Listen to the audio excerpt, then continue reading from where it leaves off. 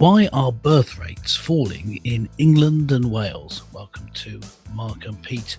Yes, that's the question. What's going on? There's something much deeper here than just a demographic wobble.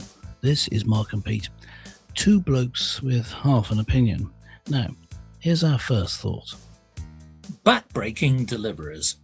Stanley the stalwart stork once watched babies like a hawk until his neck started to droop and he developed to stoop.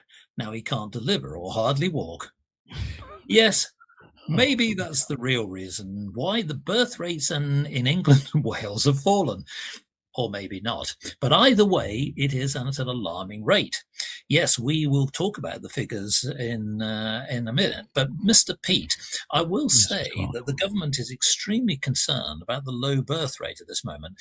Now, what say you about this trend? And do you have some insights as to what's really going on? Well, I as part of the Mark and Pete remit, look out on the culture and can see certain trends and ideas and indeed resort of certain policies at a government level, which have led to people wanting to have fewer and fewer children. Now, the Bible says 127 verse 3 is the verse I'm going to quote on it, but it takes on a greater theme. Its voice is a greater theme in the Bible. It says in Psalm 127 verse 3, children are an heritage of the Lord. So God wants you to have children. That's how you provide for the future. That's how you move on into the future. They're a blessing. They're a good thing. And when you stop having them, where you have too few to replace, you get fewer than replacement level, then your population shrinks and all sorts of problems come from that, including getting poorer, not being able to look after the elderly, and in our current situation, demographic replacement, because as time goes on, if you have younger people coming into the country from other societies and cultures and older people being left in Britain, we're going to rather quickly, in the next 20 years or so, have a problem where Britain, and certainly England isn't English anymore. Britain isn't British anymore. That's what we're heading for. So, yeah, this is very serious. And that the insight into how it's happened, well, what I've spotted, Mr. Mark, is that cultural idea within Britain that you shouldn't have many children, and having children, there was a problem because of what are you birthing them into. And so there's that fear factor. And the second thing is the push for career, for having a career before marriage, and the idea that sex is for what we might loosely call entertainment, or at least for the bonding of the couple, and not its main purpose, which is creating children. And so those cultural trends have just been exacerbated by recent fears about the future to make this basically a demographic change which will kill off England and Britain. Well, quite remarkably, you're right. There's a few things to poke into there because basically it is a combination between cultural things as well as economic.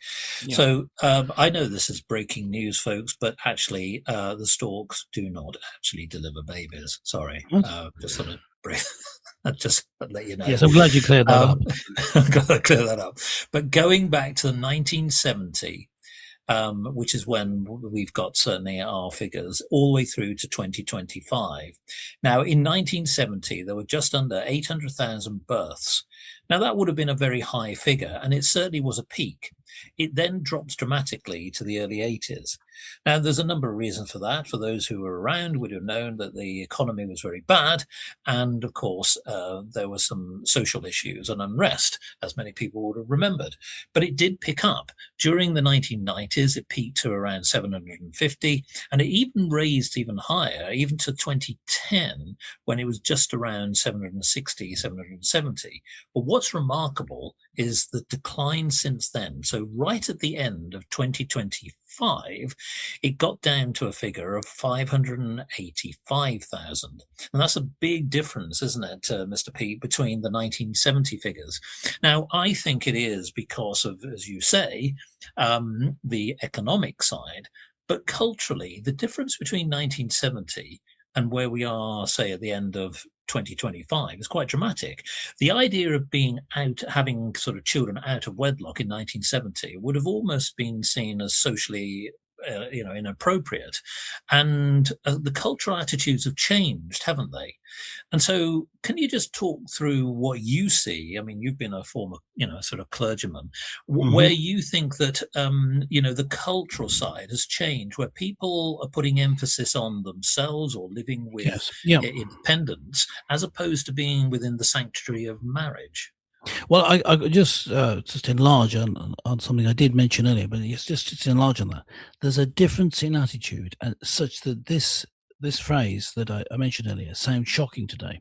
If I say the purpose of marriage is to have children and then to provide a safe context to bring them up, it's to produce the next generation. Now, arguments used about that against that will say, "Oh yes, not all people can have children." Oh, yeah, yeah. We're not talking about the exceptions. We're talking about what is the general purpose of this institution.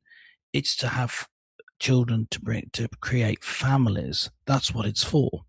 And as soon as we step away from that, you get all sorts of problems. And so the cultural shift was, yes, with the idea of the sexual revolution in the 60s, which gave freedom for women, which actually did the opposite and took away from women the power they had to, to deny unwanted sex from men because it's going to produce children. Well, you could be on the pill or whatever it might be. Other forms of contraception were improved as well. So, Yes. that sort of that's a revolution came. But then recently we had a step further, a further step in that with the development of the idea of equality of the sexes, it became such that you cannot afford to have children without help from the state. In many cases, you need two incomes in order to be able to live at just a reasonable, not live comfortably, just to be able to live at a sustenance level for the West, a sustenance level. You need to have two people working, so you don't have a home life in which children can be nurtured and looked after without outside help. What you've got there is a recipe for disaster. So those changes. I then noticed, I do just give one little anecdote. You mentioned that I worked as a sort of clergyman or church minister. I did that, and I was once talking to someone near the church that I was working in, and pointed out of the flat window of the young lady I was visiting, and she was talking about me baptizing one of her children. And she said, "Oh, do you live there?" And I said, "Yes, with my wife." And she corrected me and said, "Girlfriend." I said, "Wife." And it was as though to her I was talking about something out of the past. No, Yeah. that sort of lack of understanding that having a wife is something you only see on in history films or with the a different class of people entirely. Maybe it still happens. Is a real cultural shift. Yeah, and the lack of commitment to a man and from this woman and a man to a woman was a problem that was written large across the country. Yes, the understanding of how society works has been lost, and there are lots of reasons for that. And we were saying this is something that has this is a problem that's had lots and lots of causes, but it's very real.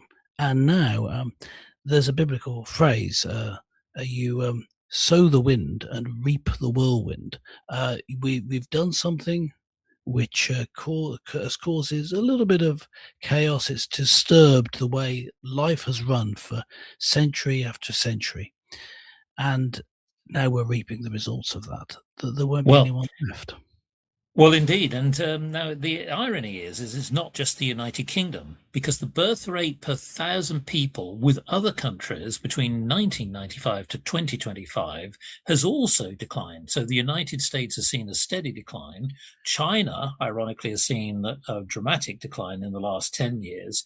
Korea is probably one of the worst. I mean, it's actually seen a dramatic decline as well. Now, ironically, France has been steady, so has Germany and Finland. So it's not necessarily uniform as an overall decline across the world. It does seem to be in certain parts of the world. It's interesting that, isn't it, as to why certain countries are Yes. seeing a decline versus others. Yes, there is this needs to be investigated thoroughly. I just want to throw one other interesting fact into it. There's a biological issue as well, or rather a slight lack of issue, in that the sperm count from the 1970s till now is approximately halved, as reported in medical journals. So that's another issue, or lack of issue, as I was saying. It's another problem that uh, on top of all the cultural, societal, political factors, there's the fact that there may not be there are not as many sperm, so you're less likely to produce offspring.